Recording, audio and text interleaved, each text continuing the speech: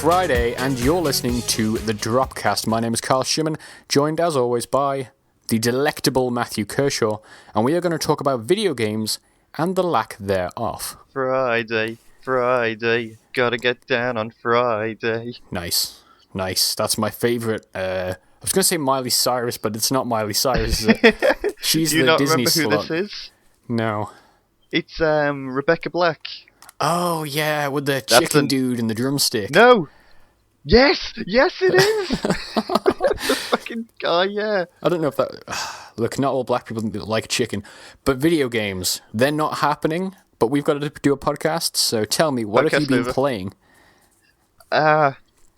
Anything. Nothing. The way I've been the past 2 weeks, I've not done anything.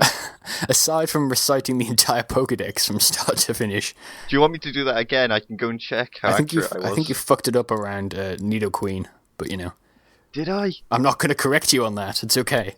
Damn it. Yeah, I've not been playing any video games, really. I've not been in any sort of state to play anything, which is always fun.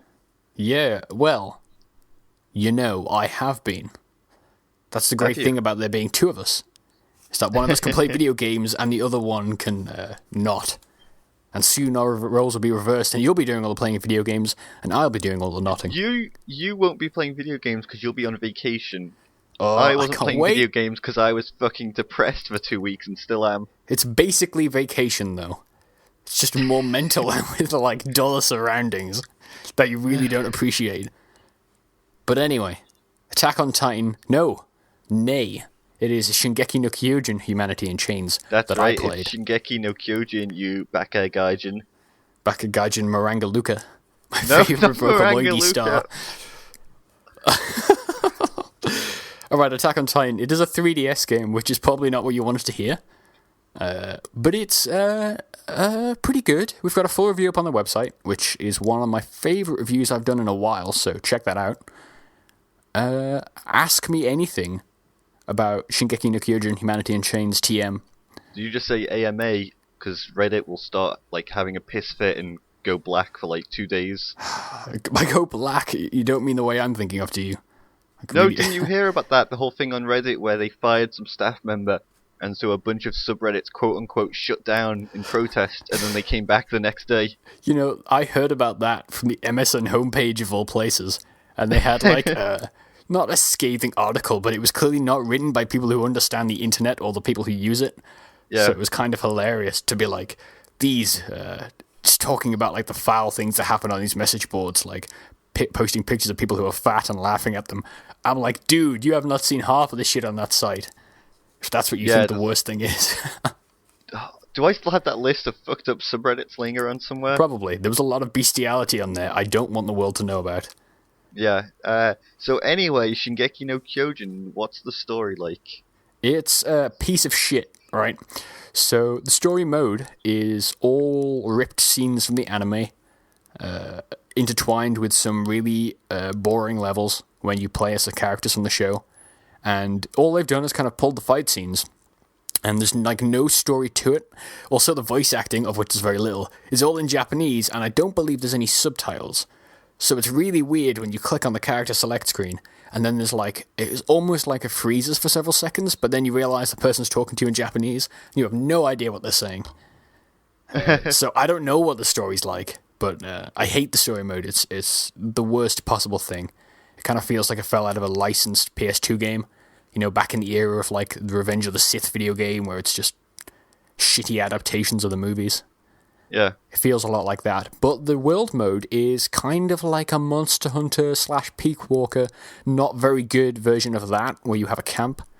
You recruit soldiers, you level up soldiers, you upgrade your equipment, collect materials, which is kind of bad because you're not actually collecting them from the Titans like you would be from monsters in Monster Hunter. But the core combat is surprisingly great. So it captures exactly the movement from the anime. There's some really smart things, like the way the auto-locking works. Like, if you take out a Titan's leg, for example, it will automatically position your next target, like kind of soft lock onto the back of their neck if they're going down.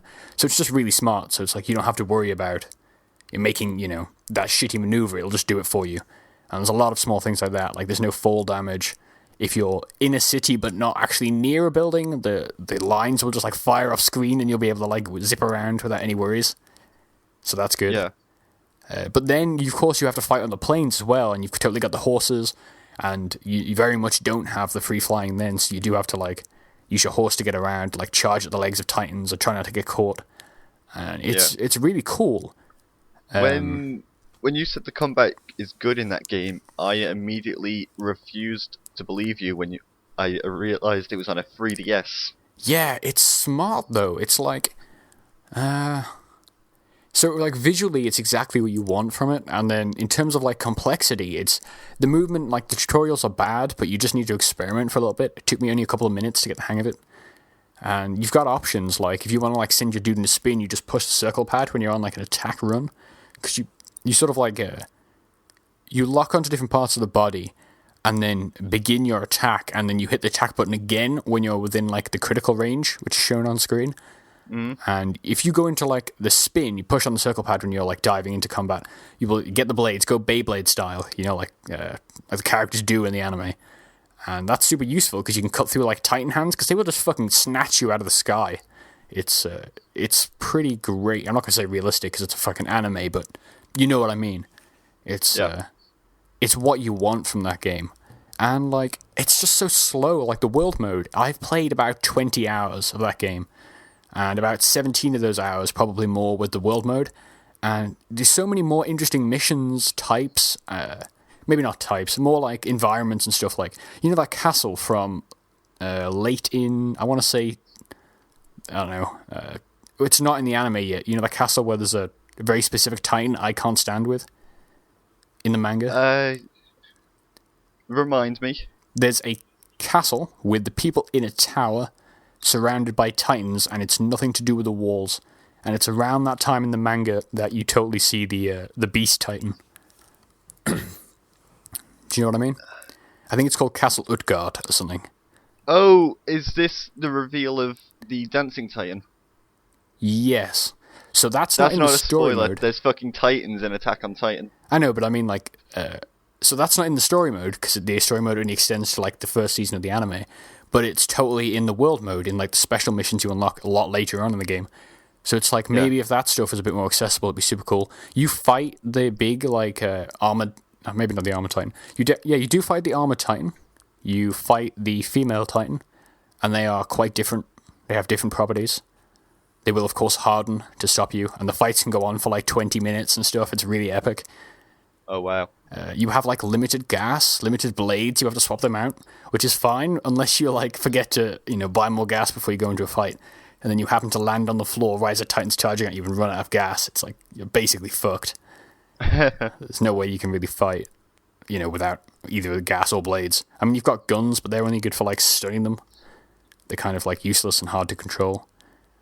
The Beast Titan is in there. I may have killed that, much to my happiness.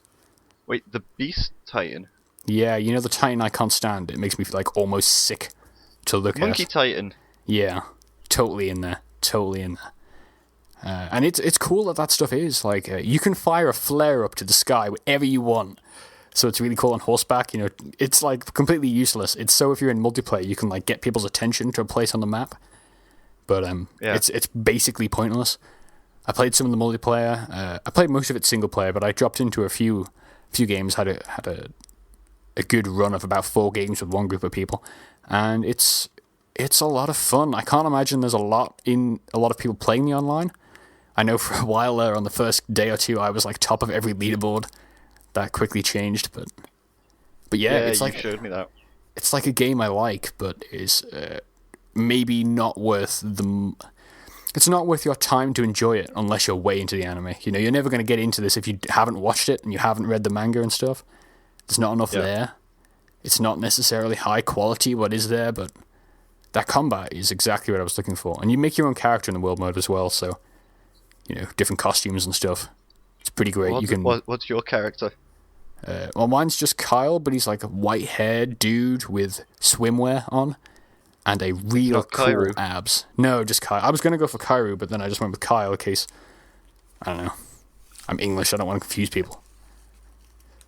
So yeah, Didn't that you game name is yourself in interesting. Persona Kairu as well? Persona 3, yeah, I'm totally Kairo, but I still haven't finished that game, and I probably never will. That's Attack on Titan. Check out the review on the website. I gave it a 3 out of 5. You spoil your ratings. Well, right. You're right, I probably shouldn't have spoiled it, but it's a good read. Have you read my entire review? I know you, No, not with how I've been this past few weeks. Well, you probably should do. It's one of my favourites I've written in a while. It's cool. It's an interesting game. Not very great, but it's interesting. And then aside from that, I've been playing loads of Star Wars The Old Republic, trying to get all my characters up to level 60 before the October expansion comes out. And I have news for you. So, along with that expansion, they are making all of the story-related flashpoints in the game soloable. So in the last few patches, they added a lot of flashpoints, and you could do them solo, and they'll give you more AI companions to help you. And that's great for people like me who don't go on and play, high-end fucking The Old Republic play or play with people regularly. So that's pretty cool. You'll be able to play all of the story mode, all of the important flashpoints in the story on your own come October. Additionally, they're adding tactical versions, and they're the kind of like scaling flashpoints, which will mean nothing to you, but it will do if you like The Old Republic.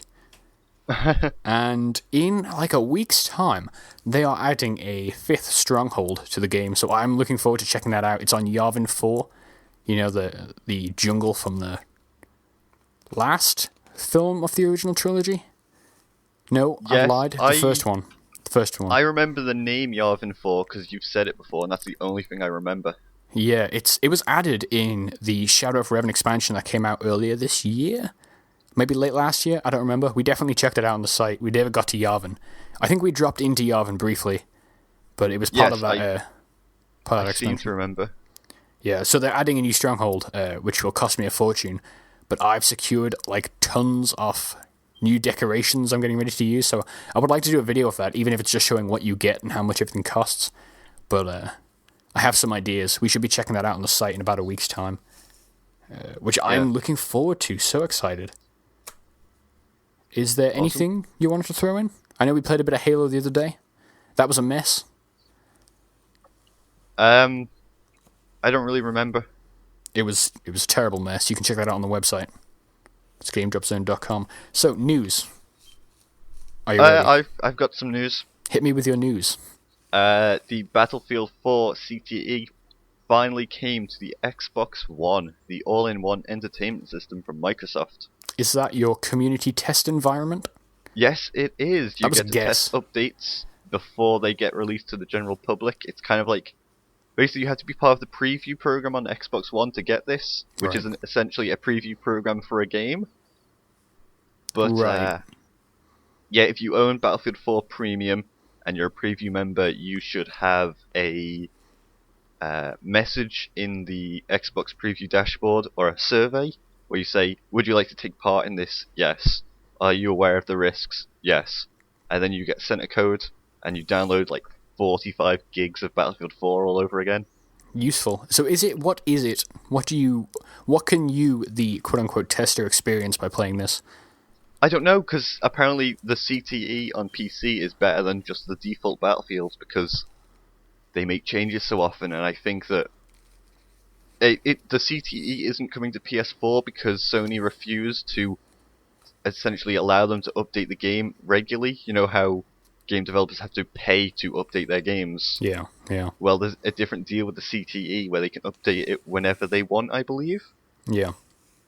Without any charges, and Xbox said yes and Sony said no, so it's only on Xbox One, unfortunately. But I need to install it. I uninstalled Call of Duty so I could reinstall a second version of Battlefield 4. God damn it. Yep. If I'm not mistaken, this was announced around the time of Night Maps, wasn't it? Is that involved in this, or am I making that up? I think they are coming to the CTE. Yes. Right. Because I would install that game again to play Night Maps. I don't know that I would install the CTE and the game, though. I don't have that kind of space, personally. The CTE is the game and all the DLC. Right. You don't need the default game installed. No, but in theory, we'd want to play default, wouldn't we, when the shit updated, eventually. Yeah. I still have the default one installed. Yeah, I removed that in favor of... What was that in favor of? Or did I just remove it out of spite? You probably removed that out of spite when I said that Hardline sucked. It might have been when ODST came out, I didn't have room for the update. That sounds right. I would have uninstalled Hardline, but I was like, no, because Kyle will want to play this at some point again. Yeah. Only to Call of spite you, Duty, though. you're never going to play. We play Call of Duty pretty often. Relatively often. That's my news, I think. Well, I have more news. XCOM Enemy Unknown Plus was leaked on a Korean site. Looks like that game might come out on the Vita, which is weird after all these years. It's been on phones for years, been on tablets for years, but yeah, it might be coming out in Korea on the Vita. Who knows? Additionally, Sega, they did something, I think they updated because they already owned it, dawnofwar3.com, which is exciting for all you 40k fans out there, like myself. All 4 of you. There's all 40,000 of you, in fact. So, like, they've been doing a lot with the Dawn of War stuff, and by them, I mean the developer, whose name I can't remember, Relic is who make them. So they have added Steam trading cards to Dawn of War 2 just the other day. They've slashed the price on a sale. I think they added new multiplayer to work with Steam not long ago. And then, yeah, with this register, it looks like they might be working on a Dawn of War 3. I actually just bought a t-shirt from a Hundle Bundle they did a while ago. For charity or whatever. And it's totally... have you ever opened a box of Warhammer before? No. Well, when the plastic ones, they come in... Well, all of the Warhammer comes in like... with the, I don't know what they're called. Like, the mold around the outside where the plastic was poured into? So it's like they're all in a frame when you have to cut the pieces out of a frame. So this t-shirt is basically like a frame, but with Relic in the middle. And like all these soldiers and like tanks, and there's totally a Space Marine dreadnought in there. So clearly they're still working with the license, but hopefully we'll have an announcement of that in the coming months. Because I would be excited, because they haven't done anything since Company of Heroes 2, and that was over a year ago. I mean, they've been updating that. They're adding a British DLC later this year, which is a bit odd. Yeah. Yeah, they don't seem to be working on much else. This Minecraft news, some Minecraft news broke last week. Some of this news is a bit dated because we missed our podcast, but Telltale Story Mode got a trailer. Did you catch that? No, I don't care. What about Windows 10 Minecraft? I don't care. All I know know about that is if you own the PC version, you can download the beta for free for the Windows 10 version up until a certain point, and then you have to pay for it again. I thought they were making it free to people who already owned it. Yeah, you have to download it within the time frame. Right. Windows 10 is free, isn't it? Yes, but essentially the Windows 10 version will be more on par with like unifying this mobile exclusive stuff and the normal PC version. But it won't be running on Java, so it won't destroy like high-end PCs just trying to run fucking Minecraft. Yeah. I knew it was built on Java, but is the main Minecraft still Java? Yep. Wow. Wow. Minecon just ended actually, and they announced that Dinnerbone on Twitter announced the 1.9 snapshots should be coming out next week sometime, if they're lucky, but no promises, which is good. Right. Are you still actively playing that? We were meant to check out Terraria a couple of weeks ago, and we never did. Yeah, I've played a bunch of Terraria 1.3. How was it? Any good? Yeah, it's fucking really fun, just like normal Terraria, before this update. Yeah, I maintain that we should do something with that at some point. So, do you know who Leland Yee is? No. He was a governor in California or something. Maybe not a governor, a senator in California. And he was the dude who came out a few years ago and was telling everybody that Mortal Kombat 9 and like Grand Theft Auto 4 and Red Dead were like poisoning the kids. He had that famous line about gamers have no credibility in this argument and how we shouldn't have an opinion about whether or not this stuff should be sold. It was part of his like election campaign, and so he got arrested a while ago on charges of like racketeering and weapons dealing and stuff. And he just pleaded guilty to those charges last week. So that's fun. If you want to laugh at American politicians and their double standards. Oh, when you start talking about charges, I thought you were going to start talking about the Subway guy. Subway guy? Oh god, you haven't heard of the Subway guy? Tell me about the Subway guy. You know who Jared is for Subway? No. He No was idea. basically overweight, and he got into shape with the help of Subway, eating the healthy sandwiches and exercise. And he Right. kind of became like the spokesperson for Subway for like the past 15 years. Really? Well, a couple days ago, someone found child porn on his computer at home, and he's been taken into custody. So what is the moral here that eating nice sandwiches and exercising makes you a... Just because Subway says eat fresh, it means sandwiches, not children. That's terrible. That's terrible. It just goes to prove, I have nothing. I don't want to continue this train of thought anymore. I don't want to make jokes about child porn. That's terrible. I have my limits, what I'll say on air, and that's about it. You found the limits. If you want to talk more about stuff that have impacted a child's life, how did you feel about Satoru Iwata passing away? Yeah, it's... There's been a lot of hyperbole around that going around. I don't want to speak negatively, because obviously it was a tragedy. The guy died at 55, was it? Yep. And yeah, it's sad. You told me about that. I woke up to see that news you had sent me on Facebook. Yeah, I did. Then I was immediately like, how do I delete this? I don't want to ruin Carl's morning. It didn't... I don't know. People are really weird about the death of people. But there has been a lot of nice... what would you call it? Memorials and stuff around the world. Different game developers and stuff speaking out about it. I did a bit of reading up about his history and stuff. And yeah, I guess... sorry. He died from a type of cancer. I think it was a gallbladder tumor. Yeah, it was something like that. But all I've seen on the internet is people like, oh man, that feel when you realise that they did that puppet stuff at Nintendo, so you couldn't see his decaying health. Well, that feel when the last thing he said on like Twitter or anything online was him apologising for E3 and saying that he let people down.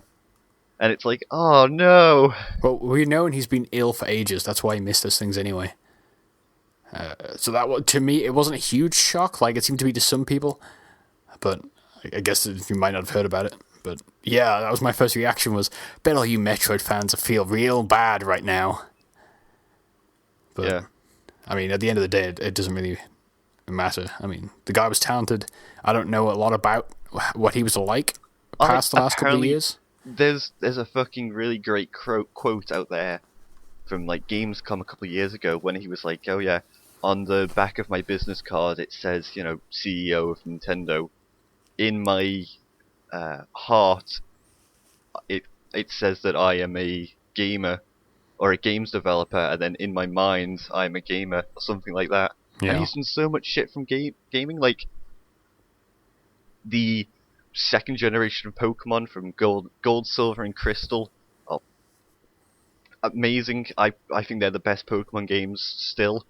And I only just recently found out after, hearing about Iwata passing away that he is more or less responsible for Kanto, which was like a huge shock as a child, beating the game and then having it go, oh, by the way, you've not finished the game, go back to the original Kanto region where you played, and fell in love with Pokemon for the first time. Yeah.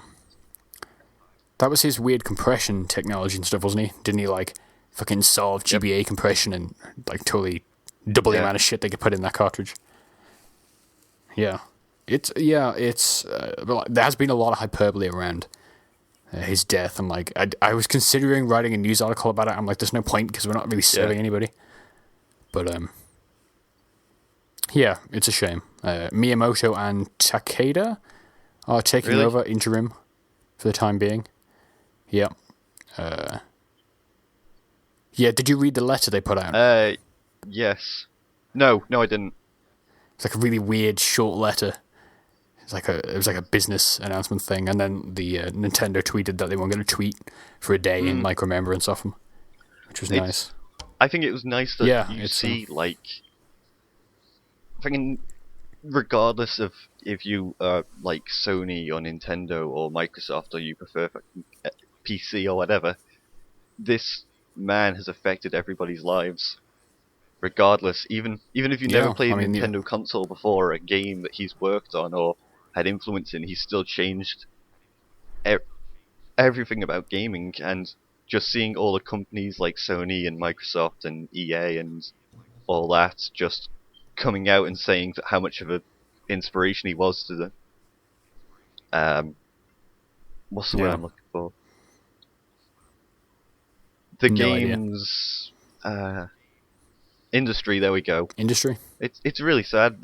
It's lost somebody that's very important, and he was definitely like the figurehead for Nintendo, not just like backstage, but also you could actually see it's like Reggie or Miyamoto, you know?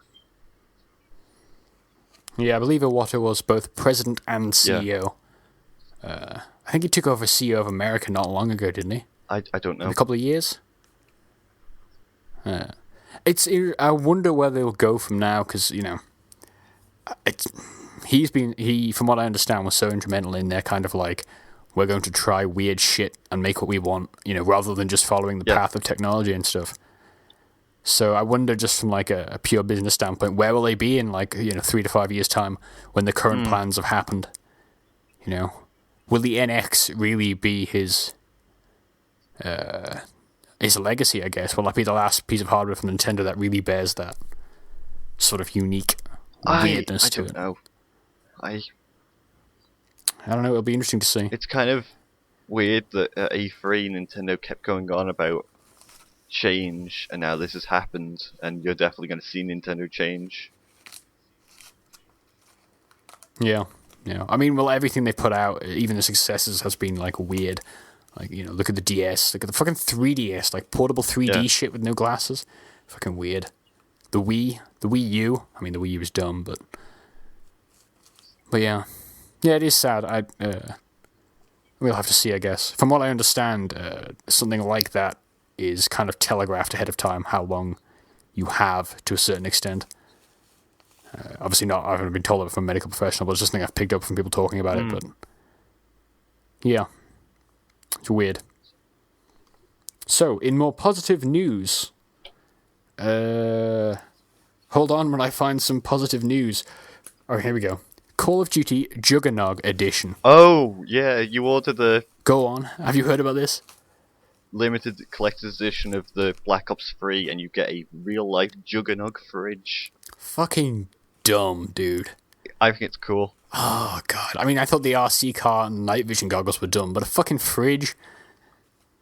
How much is it? Do you know? I didn't look this up. I should have done. $200, I think. Alright, that's not bad. I thought it would be like, I don't know, $1,000 or something. Which would be $500 for you people keeping count. So that's some dumb news. I'm not going to buy that. I don't think.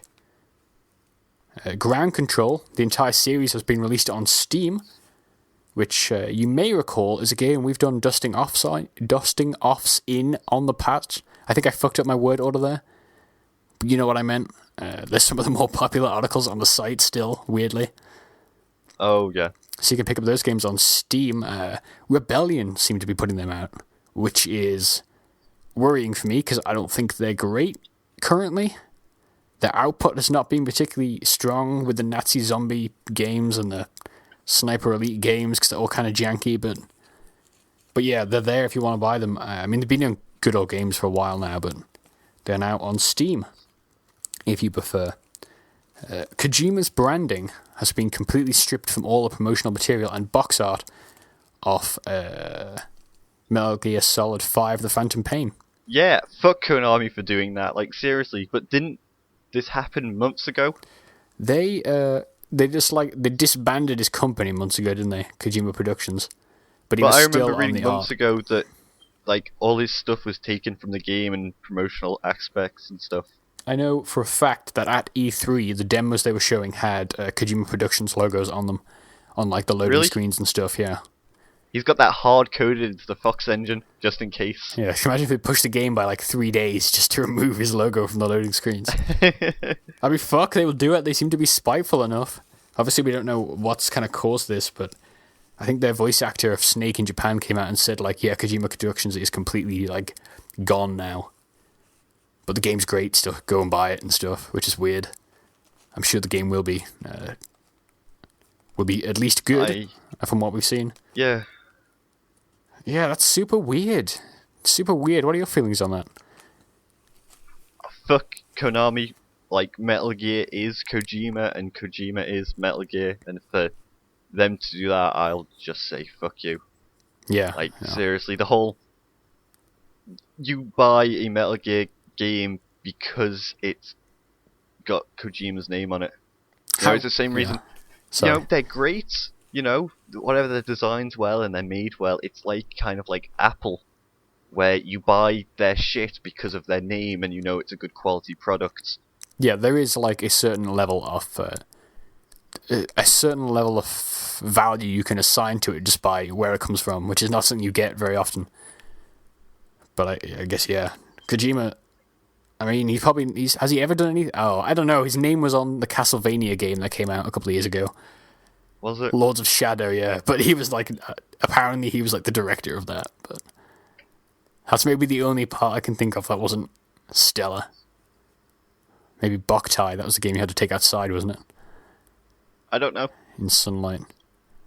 But yeah, so that's a bummer if you like seeing the Fox. That is a bummer because Kojima always does super weird shit. Could you imagine if he was still making Metal Gear games around the time of like VR was in everybody's homes? Yeah, he could still do that though, just not make it Metal Gear, you know? Do something new. New and exciting. I guess, but... Or maybe he could just like... He will go away for some amount of time and then he will come back wearing his signature jacket on an E3 stage with a Sony-endorsed Kickstarter. We'll have Metal Gear Solid 6. This will be... Steel widgets, now for the PS4. Transfaring will make a huge comeback on the PS Vita 2. That's never going to happen, by the way. Don't ever put my label to that. So yeah, that's a bummer. You sent me something, and I don't remember what it was about, but about another hot Konami game called Yu-Gi-Oh! Legacy of the Duelists. Oh shit, son, that's gonna be so good. I wonder if Kojima is just like fucking disbanding his company so he can go and work on that game. How insane would that be? Yeah, Yu-Gi-Oh! It's a new Yu-Gi-Oh! Game for the current gen consoles, and it's great. I won't have to boot up the 360 to play shit anymore. So, all I took away from that article you sent me with the... it was an interview on a site, I can't remember. Unfortunately, we'll link it if we remember. About a dude named Charles, who I think was like a producer or community manager or something, and he was Asian, so his name was clearly not Charles, but he was talking about the different things in Legacy of the Duelist, including the music from the other game, 5Ds, will totally be present in Legacy of the Duelist, which is excellent. Good, because I want to boot up that game and just hear that music blaring so loudly you can't think. It's the worst music. It's like the one song they play over and over and over again. But,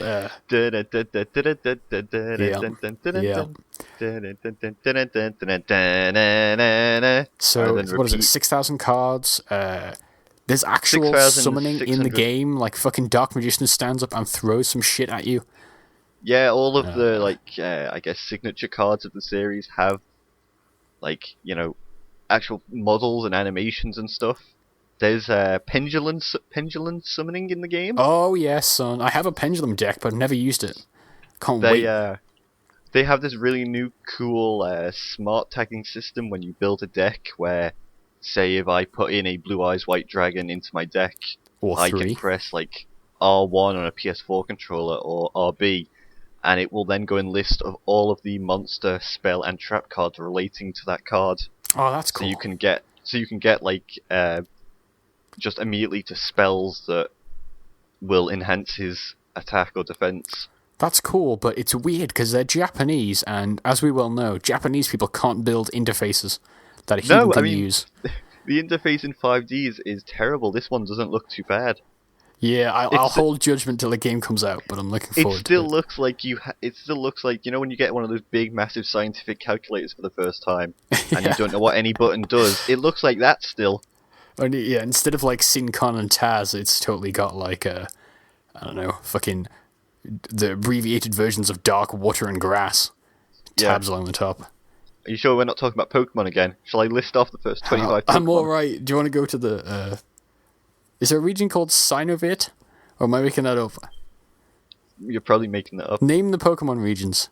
One of them starts with a Sin or something, doesn't it? Kanto, Johto, Hoenn, Sinnoh, Unova, and Kalos. Sure. I think I might be missing one. No, I'm not.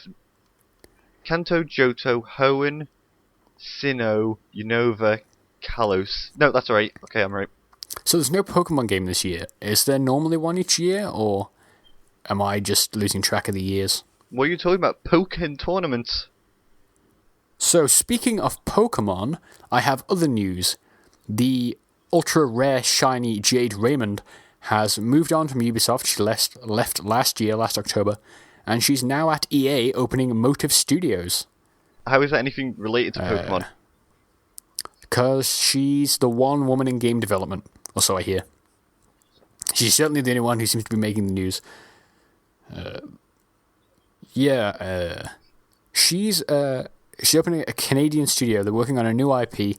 They are working with the unannounced Star Wars game that Amy Hennick's dealing with Visceral. They're working on something. And I think she's also like helping, or they are also helping out with like the BioWare team in Montreal. So the team working on Mass Effect, I think. Really? Or maybe not Montreal, Edmonton. They definitely. She's got her hands in a few things. She's overseeing a few different projects. But yeah, she was big at Ubisoft. I think she was a co-creator of Assassin's Creed, and I believe her last game was Splinter Cell Blacklist. So she's been there a while. She's pretty well known. That's a big move, opening a new studio and stuff. So in maybe like 8 years' time, we'll see what's coming out of them. Maybe a Rayman's 2 or something. That's the sad thing. What if they're totally just an indie studio and EA is hiding that? So it's going to be like Unravel 2 comes out of Canada. Unravel. Now you're making me think of that guy from E3, and I'm just smiling. Yeah, the sweetest presentation. Yeah. I don't know that I have any other news that's in any way relevant, to be honest. There was one thing I wanted to call out. I read a really good article on, what's it called? That website we always joke about, that writes about video game news. Does it begin with a number? No, it is IGN. Oh, okay. I thought you were talking about 9gag, obviously. I don't think we've ever discussed 9gag, and never will. So IGN had a really good interview with one of the BioWare writers about Dorian last week by Luke Carmelli. So go check that out. I retweeted it or favorited it or something. So, I wondered why I woke up one morning, which is rare for me, and I just saw that you favorited or retweeted some weird thing, and I clicked on it, and I was watching Dorian make out with the Dragon Age guy. Yeah, it's a really interesting interview about like some of the decisions that went behind, like mainly Dorian, but like just how they portrayed him as a gay man being not, with him being a character not being gay necessarily. So like how he wrote that, how David Gator, might be fucking up his name there, but how he wrote that character to be like he's just a gay dude first. Not rather than being like the point of that character is he's gay, rather than just being him, he's a dude who happens to be gay, and it's all natural, which is what that game did so well, I thought, was how they just portrayed real natural characters. Like, they have a transgender character in there. Do they really? Lesbian, God. A gay man, yeah. And they handle it all well, which is because people always make that argument with like sci-fi and fantasy about like, oh well, they just make these allegories for racism and shit because the developers don't actually want to talk about it. It's like they're making a fantasy game. I don't know what do you want them to have a prejudice against black people? No, I mean elves do fine, but they handle the different sexual orientations really well in Dragon Age, and that's a good read. I don't often call out IGN on things because I have a pretty pessimistic view of what they put out, but I was really impressed by that. It is well worth reading. So if you don't have any other news...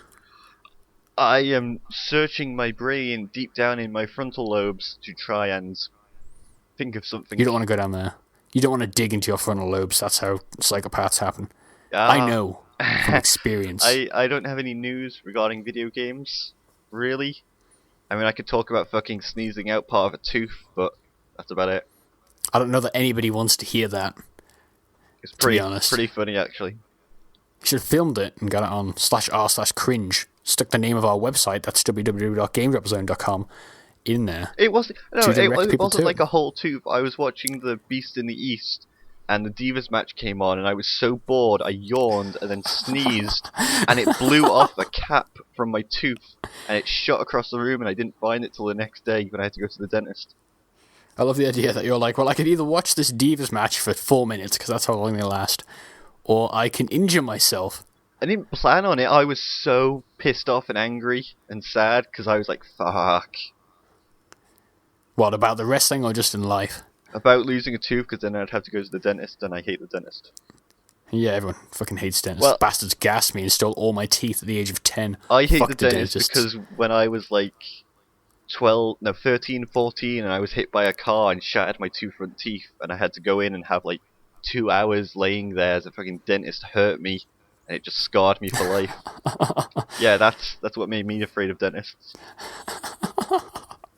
That sounds way worse than mine. Mine just brought back memories of Auschwitz. And we'll call it an episode. You are Zealot1123 on Twitter. I am at Carl Shimon on Twitter, and we will see you soon. Bye.